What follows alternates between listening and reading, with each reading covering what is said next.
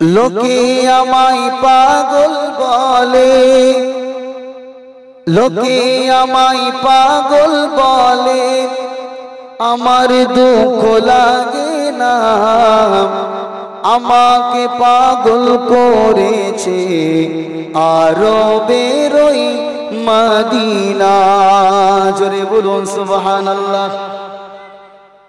আপনি যদি নবীজির সুন্নাত মানতে গিয়ে লম্বা একটা জামা পরেন, মুখে দাড়ি রাখেন, আপনার সমাজের কিছু মানুষ হয়তো বলবে দেখো পাগল। আরে তুমি পাগল বললেও এই পাগলামির দাম আছে কেন? যে পাগল হলে নবী পাওয়া যায়, সেই পাগল আমি 1000 বার হতে পারি। ঠিক না বেটি? জোরে বল। লোকে আমায় পাগল বলে, লোকে আমায় পাগল বলে, আমার দুঃখ লাগে না। আমাকে পাগল করেছে আরবের ওই মদিনা। আমাকে পাগল করেছে আরবের ওই মদিনা। যে মদিনায় আছেন শুয়ে জান মুহাম্মদ রাসূল, সে নবীকে ভালোবেসে আমি যদি করি ভুল, আমি যদি করি ভুল, ভুলে ভরা জীবন আমার, ভুলে ভরা জীবন আমার, কিছু এসে যায় না। আমাকে পাগল করেছে আরবের ওই মদিনা। আমাকে পাগল করেছে আরবের ওই মদিনা। লোকে আমায় পাগল বলে, লোকে আমায় পাগল বলে, আমার দুঃখ লাগে না। আমাকে পাগল করেছে আরবের ওই মদিনা। আমাকে পাগল করেছে আরবের ওই মদিনা। দুনিয়ার পাগলে কিনা বলে আর কিনা খাই, আমি সেই নবীর শানে দরুদ সালাম গেয়ে যাই, দরুদ সালাম গেয়ে যাই। যতই তুমি বলো আমার, যতই তুমি বলো আমার, নবীর দরুদ ছাড়বো না। আমাকে পাগল করেছে আরবের ওই মদিনা। আমাকে পাগল করেছে আরবের ওই মদিনা। লোকে আমায় পাগল বলে, লোকে আমায় পাগল বলে, আমার দুঃখ লাগে না। আমাকে পাগল করেছে আরবের ওই মদিনা। আমাকে পাগল করেছে আরবের ওই মদিনা। আল্লাহু আকবার বলে। হে আমার আব্বাজান ভাইজানেরা, নওজওয়ানেরা, তরুণেরা, হে রাসূলুল্লাহ দিওয়ানারা, আমি আপনাকে বলতে চাই, দুনিয়া জমিনে যদি কাউকে ফলো করে আপনার জীবনকে চালাতে হয়, তিনি আর অন্য কেউ নয়, তিনি হলেন আমার আপনার নবী মুহাম্মদুর রাসূলুল্লাহ সাল্লাল্লাহু আলাইহি ওয়াসাল্লাম। হে নওজওয়ানেরা, আল্লাহর রাসূলকে মানা মানে হলো রাসূলুল্লাহর কথাকে পুঙ্খানুপুঙ্খভাবে মান্যতা দেওয়া। আল্লাহ রাসূলের কথায় যারা মান্যতা দিয়েছে, আল্লাহ রাসূলকে যারা আপন করে নিতে পেরেছে, আল্লাহ পাক ইহ জগৎ পর জগতে আল্লাহ তাদের বরকতে ভরপুর করে দিয়েছিলেন। এ রাসূলুল্লাহ দিওয়ানারা, আল্লাহ রাসূলের সাহাবী হযরতে জাবির রাদিয়াল্লাহু তাআলা আনহুর ঘটনা বুখারীর রিওয়ায়াত থেকে আপনাকে শুনিয়ে দিয়ে যায়। নবী আমার খন্দকের যুদ্ধের সময় আল্লাহ রাসূল বড় চিন্তিত হয়ে পড়লেন, কেননা মুসলমানদের সৈন্য সংখ্যা কম, চারিদিকে যদি কাফেরের দলেরা মুসলমানদের আমাদের উপরে আক্রমণ চালায় তাহলে মুহাম্মদুর রাসূলুল্লাহর সেনাবাহিনীরা তারা হার মানতে বাধ্য হবে। আল্লাহর নবী বড় চিন্তিত। আল্লাহর নবীর নব সাহাবী ইরানি জারবার আল্লাহ ইরানি জারঘর যার নাম হলো হযরতে সালমান ফারসি রাদিয়াল্লাহু তাআলা আনহু হুজুরের কাছে চলে আসলে, ইয়া রাসূলুল্লাহ, ইয়া হাবিবাল্লাহ, হুজুর আপনাকে দেখে বড় চিন্তিত মনে হয়, কেন আপনি এত চিন্তা করেন? নবীজি কারণ যখন খুলে বললেন, ইয়া রাসূলুল্লাহ, ইয়া হাবিবাল্লাহ, হুজুর চিন্তা করবেন না, চিন্তা করবেন না, আমি সালমান ফারসি আপনাকে একটা সুন্দর যুক্তি আমি দেখিয়ে দেব, সুন্দর যুক্তি আপনাকে শুনিয়ে দেব। ইয়া রাসূলুল্লাহ, এই যুদ্ধে মুসলমানদের বিজয় 100% হয়ে যাবে। নবীজি চিন্তিত, বুদ্ধি দেবেন কে? কথা বলছেন না কেন? নবীজির একজন সাহাবী, তো নবীজি তো নেতা, নবীজি নেতা, মদিনার গভর্নর, আর নবীজিকে বুদ্ধি দিচ্ছেন, পরামর্শ দিচ্ছেন। এই ক্ষেত্রে কে দিচ্ছেন? সালমান ফারসি রাদিয়াল্লাহু তাআলা আনহু। হুজুর আপনি চিন্তা করবেন না, আমি আপনাকে একটা প্ল্যান শিখিয়ে দেব। আচ্ছা বলুন, আল্লাহর নবী তো সালমানকে বলতে পারতো, বাবা সালমান কি ব্যাপার, আমি যেখানে বসে আছি তোমাকে বুদ্ধি দেওয়ার কি? নবীজির ভিতরে এটা নয়। নবীজি সমস্ত সাহাবায়ে কেরামদের সুপরামর্শ গ্রহণ করতেন। জোরে বলুন সুবহানাল্লাহ। একটা ভালো নেতা, একটা ভালো লিডার হওয়ার সবচাইতে নাম্বার 1 আলামত চিহ্ন হলো সে যদি জনসাধারণের পরামর্শকে মান্যতা দেয়, মনে করবেন সেই লোকটা বারহা সঠিক নেতা। আর যে নিজের বুদ্ধিতে সব সময় চলবে, ঠিক বেঠিক যাই হোক না কেন, আমি হুনু হয়েছে, আমি সব করব, মনে করবেন সে লোকটা খুব একটা ভালো নয়। আল্লাহর নবী বললেন, সালমান তোমার মত পোষণ করো, প্রকাশ করো।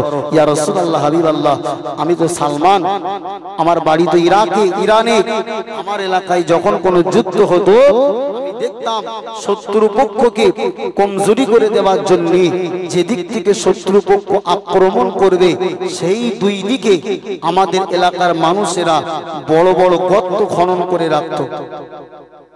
গর্ত খনন করলে কি হবে?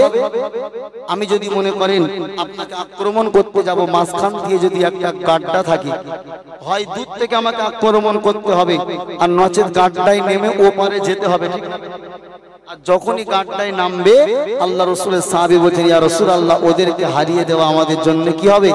সহজ হবে। হয় গাড্ডায় নামতে হবে, আর নয় কি হবে? ওখান থেকে পালিয়ে যেতে হবে, আক্রমণ আমাদের করতে পারবে না। জোরে বলুন সুবহানাল্লাহ। আল্লাহ রাসূলের সাহাবী হযরতে সালমান ফারসি রাদিয়াল্লাহু তাআলা আনহু পরামর্শটা রাসূলুল্লাহ মেনে নিলেন। ও আমার সাহাবীরা, ও আমার সাহাবীরা, তোমাদের বাড়িতে যা যেটা আছে মাটি খনন করবার জন্য এখনই তড়িঘড়ি নিয়ে চলে আসো। মদিনার দুই দিক থেকে আমরা পরিখান কেটে রাখবো, গর্ত খনন করে রাখবো, যাতে করে কাফের দলেরা আমাদের উপরে সহজেই আক্রমণ করতে না পারে। তরুণীরা আল্লাহ রাসূলের এই কথাটা শোনার সাথে সাথে রাসূলুল্লাহর সাহাবীরা বিন্দু মাত্র দেরি করলেন না, যে যার বাড়িতে চলে গেলেন। বাড়িতে গিয়ে যার যেটা ছিল মাটি খনন করবার জন্য নিয়ে চলে আসে। গর্ত খননের কাজ শুরু হয়ে যায়। কিতাবের ভিতরে লেখা আছে, গর্ত খনন করতে করতে করতে করতে কিছু দূর যাওয়ার পরে আল্লাহ রাসূলের সাহাবারা তারা দেখতে পেলেন একটা বিশাল বড় পাথর ওই গর্তের ভিতরে চলে এসেছে। যে পাথরটা কোনো রকম ভেঙে গর্তের খননের কাজ আর আগিয়ে নিয়ে যাওয়া যায় না। আল্লাহ নবীর কাছে চলে আসলেন, ইয়া রাসূলুল্লাহ, ইয়া হাবিবাল্লাহ, হুজুর আমরা আমরা খনন করছিলাম, গর্ত খনন করছিলাম, কিন্তু ইয়া রাসূলুল্লাহ গর্ত খনন করতে করতে একটা মোটা পাথর আমাদের গর্ত খননের মাঝে পড়েছে ইয়া রাসূলুল্লাহ শত চেষ্টা করেও পাথরটাকে আমরা ভাঙতে পারি না আপনি কি একটু আমাদের ওখানে আসবেন আল্লাহ নবী বললেন বাবা সাহাবারা চলো চলো চলো চলো আমি মুহাম্মাদুর রাসূলুল্লাহ তোমাদের ওই কাজে সহযোগিতা করে দেব জোরে বলে আল্লাহর নবী মায়ার নবী নূর নবী আমার ওই গর্ত খনন করবার জন্য গর্তের ভিতরে নেমে পড়লেন আখিরি জামানার যিনি নবী যার ওসিলা করে আল্লাহ কায়নাতকে সাজিয়েছেন সেই মদিনাওয়ালা গর্ত খননের কাজে নেমেছে জোরে বলো এ নওজওয়ানেরা আল্লাহর নবী যখন হাতে মাটি খনন করবার সেই যন্ত্রখানা নিয়ে আল্লাহ রাসূল যখন ওই পাথরটার উপরে আঘাত করেছে যে পাথরটার উপরে সাহাবায়ে কেরামেরা আঘাত করে ভাঙতে পারছিল না আমার আপনার নবী মুহাম্মদুর রাসূলুল্লাহ এক হাত দিয়ে একটা আঘাত করার সাথে সাথে পাথরটা ভেঙে চূর্ণ বিচূর্ণ হয়ে যায়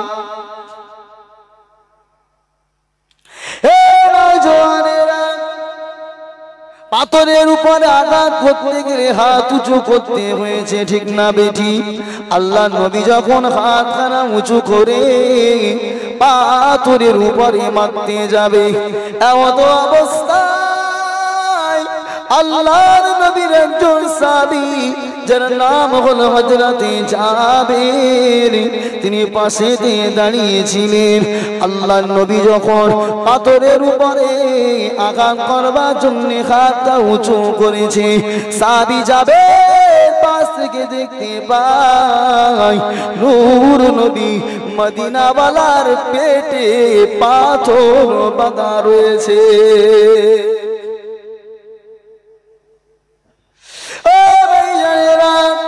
আল্লাহ রাসূলের পেটে পাথর বাঁধা কেন কেন নবীজি 3 দিন ধরে না খেয়ে ক্ষুধার্ত অবস্থায় নবীর দিনটা কাটে আল্লাহ রাসূল বড় ক্ষুধার্ত অবস্থায় পেটে পাথর বাঁধা হযরতে জাবের এটা দেখে আর সহ্য করতে পারে না আমার রাসূলুল্লাহ ক্ষুধার্ত হয়ে রয়েছে আমরা সাহাবীরা কিভাবে খানা খাবো না না না আল্লাহর নবী সাহাবী হযরতে জাবের দৌড়ে দৌড়ে দৌড়ে দৌড়ে বাড়িতে চলে গেলেন হে প্রাণের বিবি আমার প্রাণের বিবি আমার বাড়িতে খাবার কি কিছু আছে আমার নবীকে আমি খন্দকের গর্ত খননের সময় ক্ষুধার্ত অবস্থায় দেখে এসেছি হে প্রাণের বিবি খাবার কিছু আছে কিনা বলো ও আমার প্রাণের স্বামী দুঃখের কথা কি বলবো আমার বাড়িতে যা খাবার রয়েছে কিছু জবের আটা আর একটা ছোট্ট বকরি রয়েছে হযরতে জাবের রাদিয়াল্লাহু তাআলা আনহু দৌড়ে দৌড়ে দৌড়ে দৌড়ে নবীর কাছে আসলেন আসার পূর্বে আসার সঙ্গে সঙ্গে নবীজির কানে কানে শুনিয়ে দিলেন ইয়া রাসূলুল্লাহ গে ইয়া হাবিবাল্লাহ আমি জাবের আমি আমার বাড়িতে দাওয়াত করলাম ইয়া রাসূলুল্লাহ দুপুরের খানাটা আমি জাবের আমার বাড়িতে আপনি খাবেন দাওয়াত করেছে কাকে জোরে বলেন নবীজিকে আর নবীজি যদি কারো দাওয়াত কবুল করে বাপ তার নসিবটা খারাপ না ভালো একটু জোরে বলেন ফুরফুরা শরীফ থেকে যখন হুজুর কিবলারা আসেন আপনারা কত তাকে যত্ন করেন ঠিক না বেঠিক জোরে বলেন মাছ গোশ আপনাদের যেটা খাওয়ালে মনটা খুশি হয় সেটা খাওয়ান কেন তাকে ভালোবাসেন আমরা তো নগণ্য গুনাহগার পাপী আমরাও যখন আপনাদের এখানে এসেছি মাশাআল্লাহ আপনাদের কি আহ্বান যত্ন আপনারা আমাকে করেছেন কেন আমরা মেহমান আর নবীজি যদি কারোর ঘরে মেহমান হয়ে আসে বাপ সে পাগল হয়ে যাবে না কথা বলছেন না কেন? যদি কারো মোহাব্বত নবীর প্রতি থাকে, আমার কথাটা একটু মন দিয়ে শোনেন, যে নবীজি মেহমান হয়ে যাচ্ছেন কার ঘরে? জাবেরের ঘরে। মনে করুন ওই মেহমানটা নবী আপনার ঘরের। এই রকম ভাবনা নিয়ে নবীর দিকে স্মরণ করে একটু কথাগুলি দিলের কান দিয়ে শুনুন, আপনি হেদায়েত পাবেন। সুবহানাল্লাহ বলেন।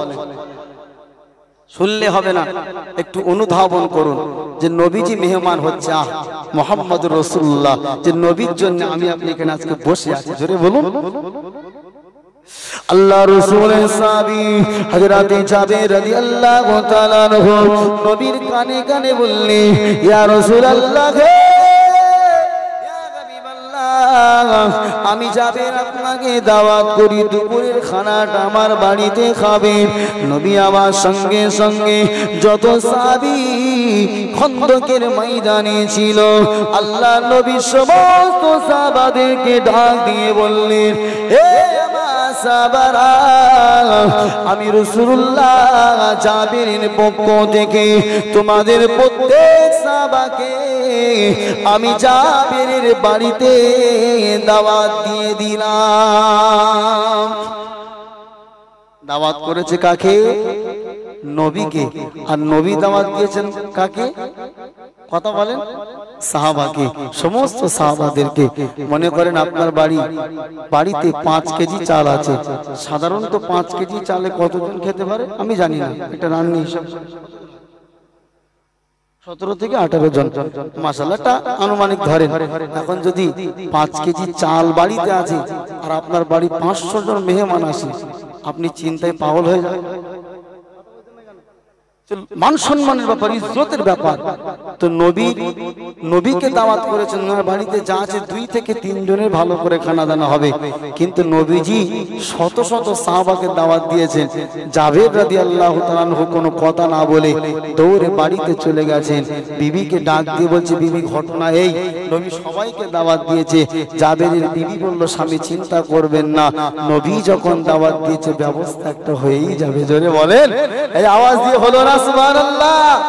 হযরতে জাবের রাসূলুল্লাহর কাছে আসলেন, ইয়া রাসূলুল্লাহ, হাবিবাল্লাহ, হুজুর আমি আপনাকে দাওয়াত করেছিলাম, আপনি সবাইকে দাওয়াত দিয়েছেন। ইয়া রাসূলুল্লাহ, আমার বাড়িতে এত লোকের খানা পিনার ব্যবস্থা হবে না।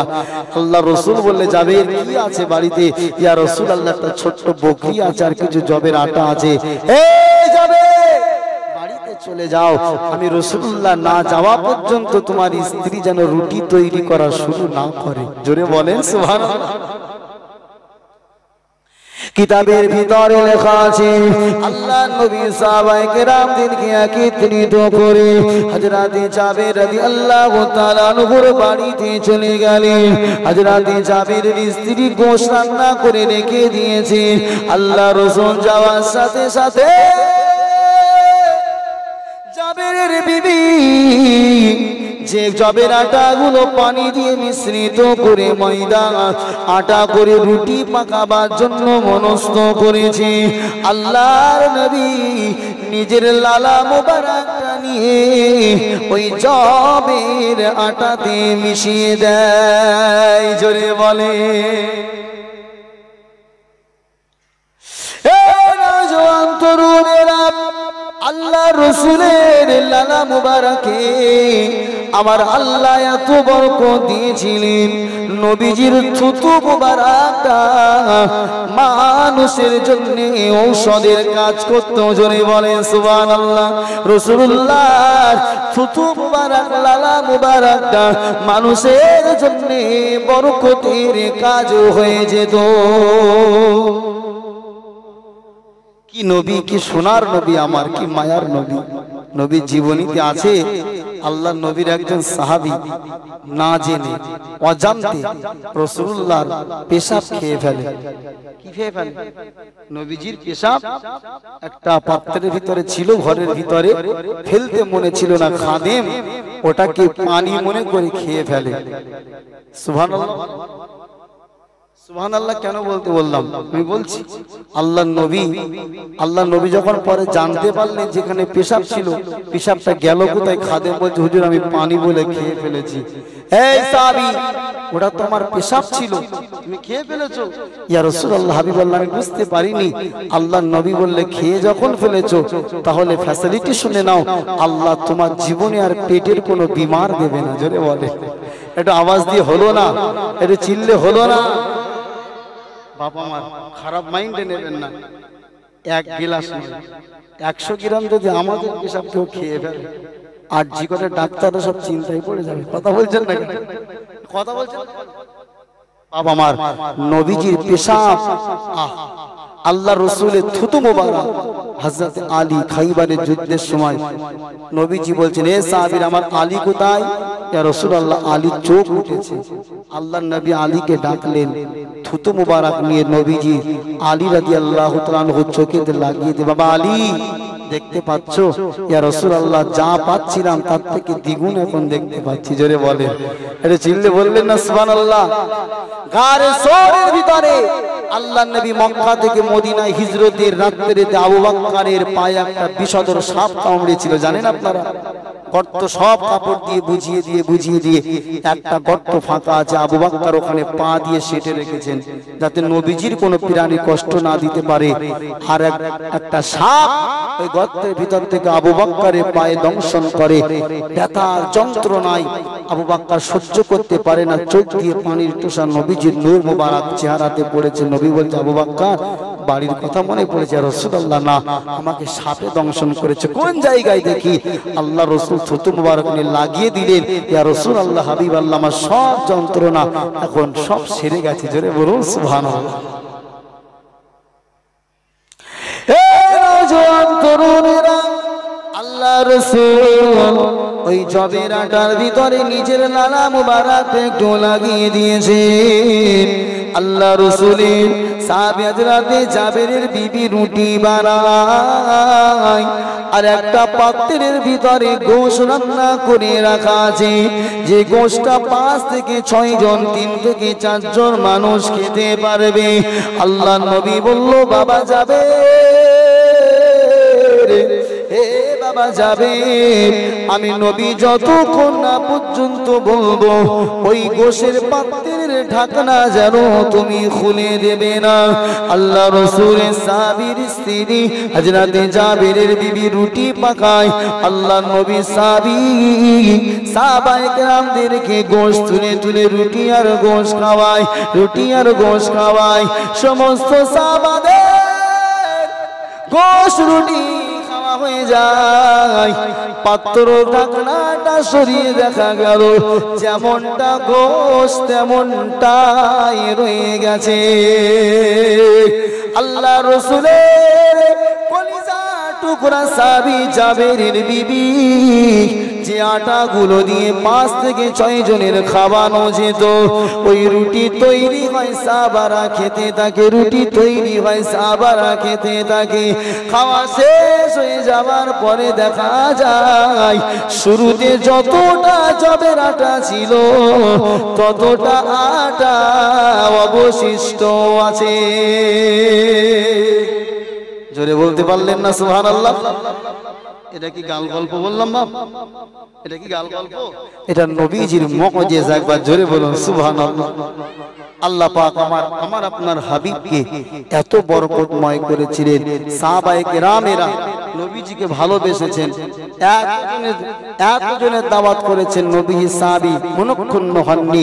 তিনি দৃঢ়তার সঙ্গে, ইয়াকিনের সঙ্গে, বিশ্বাসের সঙ্গে আল্লাহ রাসূলের কথাকে মেনেছেন। সাহাবায়ে কেরামদের গর্ত খনন করার কথা বলা হয়েছে। শত কষ্ট হলেও ওই গরমের সময় মদিনার মরুভূমিতে একটা বারের জন্য পিছু পা হয়নি। কেন? রাসূলুল্লাহর কথাটাই হচ্ছে উম্মতের জন্য শেষ কথা। একবার জোরে বলুন সুবহানাল্লাহ। যারা নবীজিকে মান্যতা দিয়েছিলেন তারাই সোনার মানুষে পরিণত হয়েছিল। আজ যদি রাসূলুল্লাহর একটা সুন্নাতকে আমি আপনি ধারণ করতে পারি, লালন করতে পারি, সাহাবায়ে কেরামদের মতো যদি রাসূলুল্লাহকে মহব্বত করতে পারি, আল্লাহর কসম করে বলছি আমরাও প্রকৃত নবীর আশিক হয়ে যাব। আর নবীর আশিক মানে হলো নবীর সঙ্গে জান্নাতে একই সঙ্গে আমরা থাকতে পাবো। জোরে বলেন সুবহানাল্লাহ। দরুদ শরীফ আল্লাহুম্মা সাল্লি আলা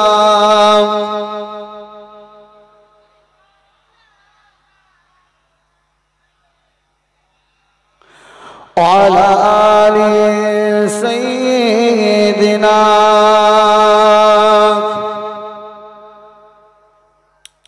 तारीफ मोहम्मद हम लिख लिख के सुनाएंगे, तारीफ मोहम्मद हम लिख लिख के सुनाएंगे। हम खत्म नबूवत पे जा अपनी लुटाएंगे। सुभान अल्लाह बोलें, आरो जोरे बोलें सुभान अल्लाह। तारीफ मोहम्मद हम लिख लिख के सुनाएंगे, हम खत्म नबूवत पे जा अपनी लुटाएंगे। झुकना भी नहीं आता, बिकना भी नहीं आता, हम जा लुटाएंगे, डरना भी नहीं आता। जोरे बोलें, কারোর সম্মুখে মাথা নত করি না, এটা আমাদের জন্য শোভা পাই না, কিন্তু রাসূলুল্লাহর জন্য আমরা জানকে কুরবান করে দিতে প্রস্তুত আছি। জোরে বলুন, চিল্লে বলুন সুবহানাল্লাহ। ঝুকনা भी नहीं आता, बिकना भी नहीं आता, हम जान लुटाएंगे, डरना भी नहीं आता। आका की मोहब्बत में हम सर को कटाएंगे। जरे बोलून, आका की मोहब्बत में हम सर को कटाएंगे। हम खत्म नबूवत पे जा अपनी लुटाएंगे। तारीफ मोहम्मद हम लिख लिख के सुनाएंगे। हम खत्म नबूवत पे जा अपनी लुटाएंगे। जो उनके दीवाने हैं ओ दिल की तरह लेंगे। गुस्ताख के नबी के जो शैतान के दीवाने हैं। गुस्ताख मोहम्मद का, गुस्ताख मोहम्मद का हम नाम मिटाएंगे। हम खत्म नबूवत पे जा अपनी लुटाएंगे।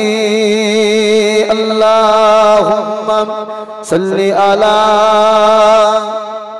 কমিটি ভাইরা একটু পানির ব্যবস্থা করতে হবে। অনেকক্ষণ কমিটিকে ডেকেছি, একটা কেউ আসে।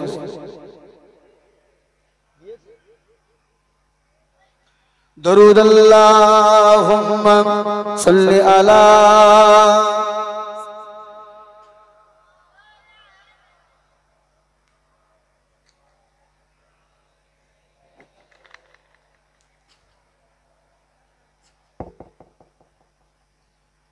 সাল্লাল্লাহু আলাইহি ওয়াসাল্লাম। বাবাজি আমার, তাহলে আমি আলোচনা আমার শেষের দিকে নিয়ে আসব। 11টা বেজে গেছে। কটা পর্যন্ত হবে জলসা? কতক্ষণ হবে? কেউ নাই কেন? জলসা কতক্ষণ চলবে? কেউ নাই।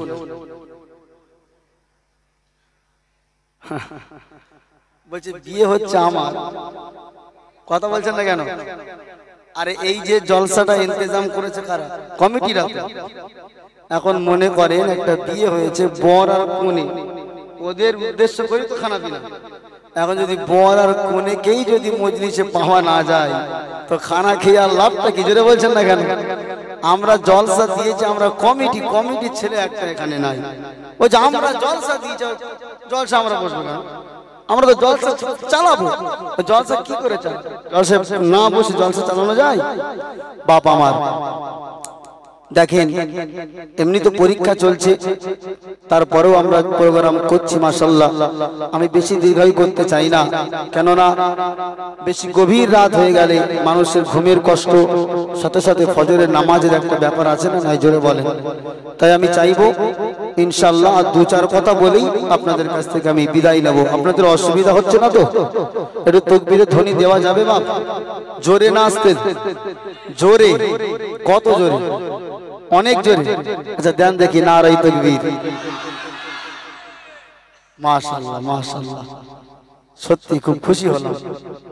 গতকাল আমি জলসা করছিলাম ডায়মন্ড হারবারে, তখন বাজে হচ্ছে ঘড়ির কাঁটায় আপনার, আমি উঠেছি যখন 12টা 12:30, কটা 12:30। আমি শেষ বক্তা, দেখলাম কিছু মানুষ চেয়ারেতে বিচ্ছিন্ন ভাবে বসে আছে, অল্প কিছু মানুষ বিচ্ছিন্ন ভাবে বসে আছে, খুব জোর হলে কত 70 থেকে 70-80 জন। আমি এটা তাকবীরের ধ্বনি দিতে বললাম যে বাবা আপনারা যে কজন আছেন আমি 1 ঘন্টা আলোচনা করব, একটু তাকবীর দেন। তার তাকবীরের যা পিকআপ, তাকবীরের যা পিকআপ মাশাআল্লাহ, আমাদের এলাকায় ওই রকম তাকবীরের পিকআপ মানে সন্ধ্যা 7টা 8টা দিকে এইরকম পিকআপ পাওয়া যায়। তো মাশাআল্লাহ এত সুন্দর পিকআপ দিয়েছেন, আপনারা একটু জোরে তাকবীর দেন না, নারায়ে তাকবীর। আরো জোরে বলেন নারায়ে তাকবীর, নারায়ে তাকবীর। মাশাআল্লাহ মাশাআল্লাহ। আমার পরের বক্তা তিনি চলে এসেছেন, উনি আলোচনা করবেন। আমি আমার বক্তব্য এখানেই ইতি টানছি, সমাপ্ত করছি। আপনারা সকলেই আমার জন্য দোয়া করবেন, আল্লাহ যেন আমাকে আলোচনা করা, আপনাদের শোনা, প্রত্যেকের বলা শোনার থেকে বেশি বেশি আমল করা তৌফিক দান করেন। সকলে বলি আল্লাহুম্মা আমিন। একটু জোরে বলুন না আল্লাহুম্মা আমিন। সকলে আমার জন্য দোয়া করবেন, আল্লাহ আমার শারীরিক সুস্থতা দান করুন। আল্লাহ পাক আমাকে সর্বপ্রথম কথাগুলো মানবার তৌফিক দান করেন।